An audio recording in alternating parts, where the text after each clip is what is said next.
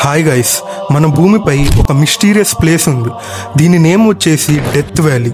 ఇది అమెరికాలో ఉంది. సో ఇక్కడ ప్రత్యేకత ఏంటంటే రాత్రి అయ్యేటప్పటికి అక్కడ ఉన్న స్టైలింగ్ స్టోన్స్ ఆటోమేటిక్గా ముందుకు కదులుతాయి. అండ్ ఈ స్టోన్స్ 1-2 కేజెస్ కాదు, నియర్లీ 300 కేజెస్ దాకా ఉంటుంది. సో ఇక్కడ శాస్త్రవేత్తలు చాలా ప్రత్యేకంగా చాలా ఎక్కువగా శాస్త్రవేత్తలు ఇక్కడ ఏం జరుగుతుంది అనేది పరిశోధిస్తే ఏం తెలిసింది అంటే ఇక్కడ నైట్ అయ్యేటప్పటికి నైట్ ఉన్న ఉష్ణోగ్రత వల్ల ఆ రాళ్ళ కింద చిన్న చిన్న స్లైడ్స్ చిన్న చిన్న మంచు స్లైడ్స్ అనేవి ఫామ్ అవుతాయి.